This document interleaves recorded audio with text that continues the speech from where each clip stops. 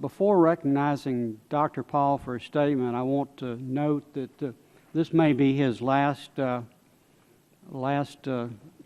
committee meeting with the chairman of the Federal Reserve.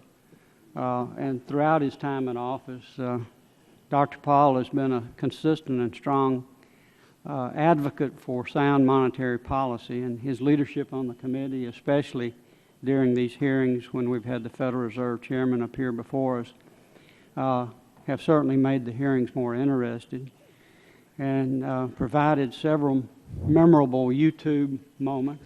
So, Mr. Chairman, could I unanimous consent just to say that having served for a long time with Ron Paul, with whom I agree on a number of issues, I am very pleased that I was able to serve one term with him as the chairman, because there were times during our joint service when, despite his seniority, I thought he'd never get to it. So I'm glad that he finally achieved that chairmanship that he should have had long ago. Thank you. Thank you. Your comments, Chairman and the ranking member. But I am delighted to be here today, but I just want to refresh a few people's memory. I was first elected to Congress in 1976 in April in a special election, and the biggest bill on docket at that time was the revamping of the IMF. There was a major crisis going on from the breakdown of the Bretton Woods Agreement, and they had to rewrite the laws. They wanted to conform the laws with what they had been doing for 5 years, and that was a major piece of legislation.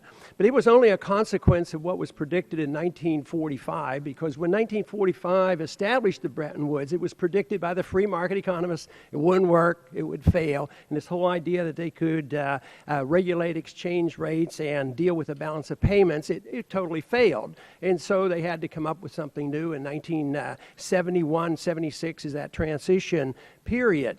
And those same economists at that time said this was an unworkable system too, and it would lead to a major crisis of too much debt, too much malinvestment. It would be worldwide. It would be worse than anything, because it would be based on the fiat dollar globally, and that many of the problems that we have domestically would be worldwide. And that certainly has been confirmed with the crisis that we're in, and has not been resolved yet. We're still floundering around, and we still have a long way to go. I have, over the years, obviously been critical of what goes on monetary policy, but it hasn't been so much the chairman of the committee of the Federal Reserve, whether it was Paul Volcker or Alan Greenspan or the current chairman. It's always been the system. I think they have a job that they can't do because it's an unmanageable job, and it's a it's a fallacy. It's a flawed system, and therefore we shouldn't expect good results. And and generally we are not getting results. Policies never change. We stay the same thing. No matter what crisis is, we still do more of the same. If spending and debt was the problem, spending more and in greater debt and have the Fed just buy more debt doesn't seem to help at all. And here we are doing the same thing. We don't talk about the work ethic and true productions and true savings and why this excessive debt is so bad for us. We talk about solving a worldwide problem of insolvency of nations, including our own, by just printing money, creating credit. And now the Fed, in the last 4 years, tripled the monetary base, and it has $1 trillion more money sitting there. The banks are sitting with trillions of dollars. And just the creation of money doesn't restore the confidence that is necessary. And until we get to the bottom of this and restore the confidence, I don't think we're going to see economic growth. This whole idea that you have the job of managing money, and we can't even define the dollar. Nobody has a definition of the dollar. It's an impossible task. So I have hoped in the past to try to contribute to the discussion on monetary policy, the business cycle, and why it benefits the rich over the poor. And so far, my views have not prevailed. But I've appreciated the opportunity, and I appreciate this opportunity to have served on the Banking Committee.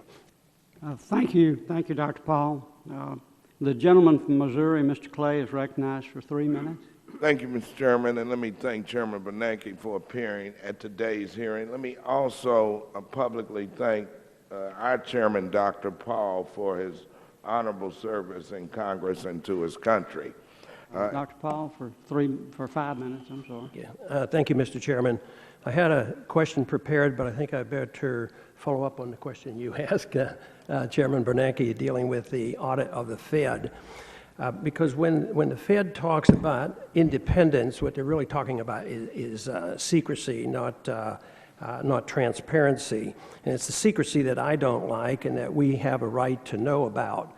What the GAO cannot audit, and I believe it would be the position of the chairman, is it cannot audit monetary policy, and you expressed yourself on monetary policy, but it would not be able to look at agreements and operations with foreign central banks and governments and other banks, or transactions made under direction of the FOMC, discussions or communications between the board and the Federal Reserve System related to all those items. So it really, it's really not an audit without this. It's still secrecy. And why this is important is because of what happened 4 years ago. It's estimated that the amount of money that went in and out of the Fed for the bailing out overseas was $15 trillion. How did we ever get into this situation where Congress has nothing to say about trillions and trillions of dollars of bailing out certain banks and governments through these currency swaps? And the chairman has publicly announced that he's available. There's a crisis going on in Europe. Part of this dollar crisis going on that's been building. It's unique to the history of the world and monetary policy. And we stand ready. Who stands ready? The American taxpayer, because we're just going to print up the money. As long as they take our dollars, we'll print the money and we'll bail them all out, and we're going to destroy the middle class. The middle class is shrinking. The banks get richer, the middle class gets shrink, they lose their houses, they lose their mortgages. This system is biased against the middle class and the poor. So I would say that this is, if we protect this amount of secrecy, it is not good policy, and it's not good economics at all, and it's very unfair. But my question is, Mr. Chairman, whose responsibility is it under the Constitution to manage monetary policy? Which branch of government has the absolute authority to manage monetary policy? The Congress has the authority, and it's delegated to the Federal Reserve. That's a policy decision that you made. Yeah, but they can't transfer authority.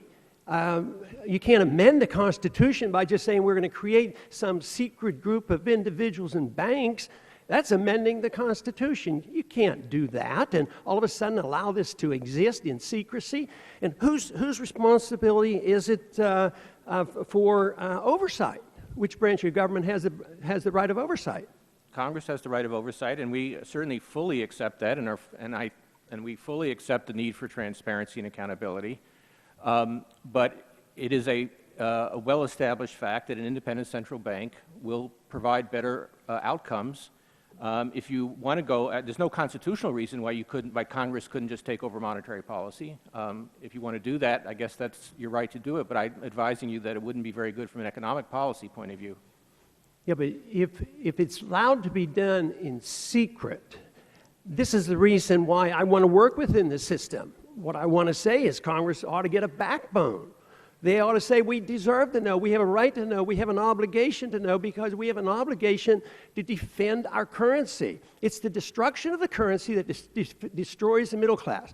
There is a principle in free market banking that says if you destroy the value of currency through inflation, you transfer the wealth from the middle class and it gravitates to the very wealthy. The bankers, the government, the politicians, they all love this.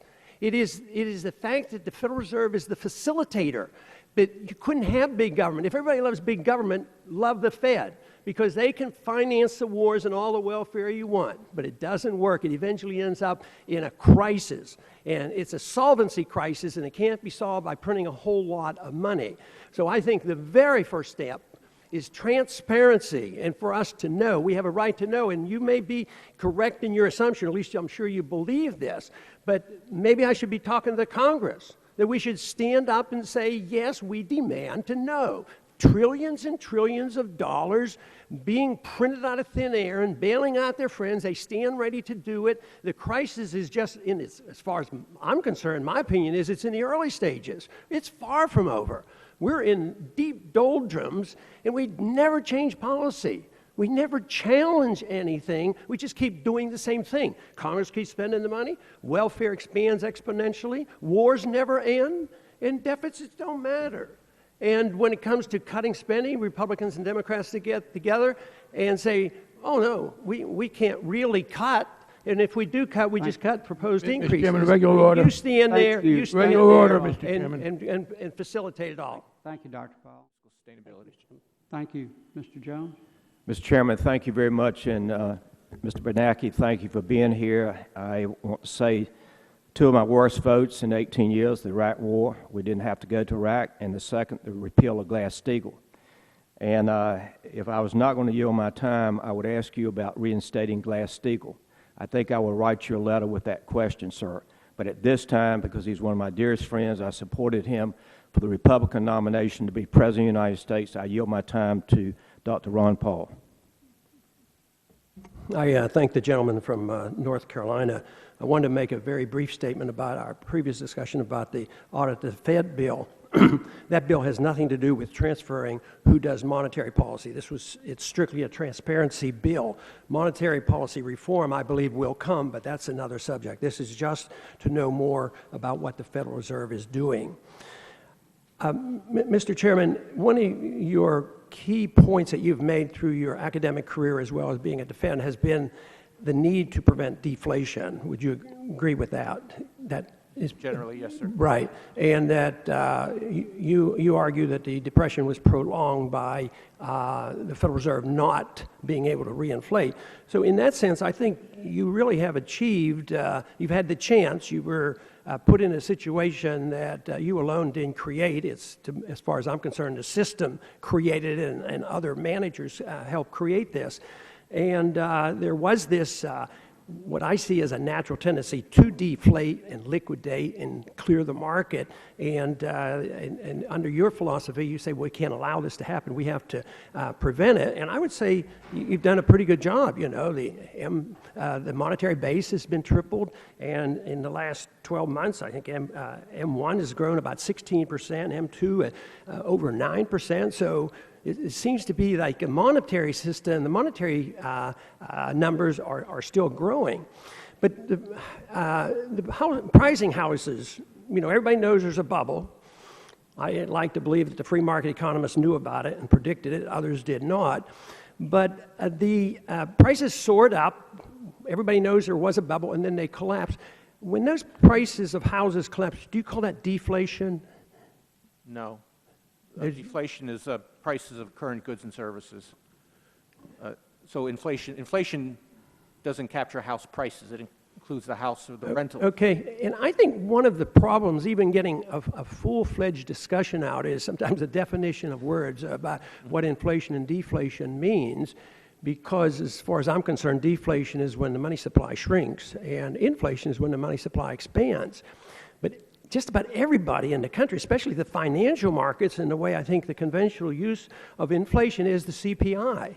And I think it's, you know, a lousy measurement, because if it's the money supply increase, if prices going down of houses is not deflation, wonder why it is that inflation is measured by the CPI going up rather than the money supply going up. Our argument is that once you distort interest rates and increase the supply of money, you end up with this gross distortion that is demanding some correction. So I've worked on this for years, and we're not going to solve it today. The definitions would be much better if prices of houses going down is not deflation, then because CPI going up shouldn't be inflation.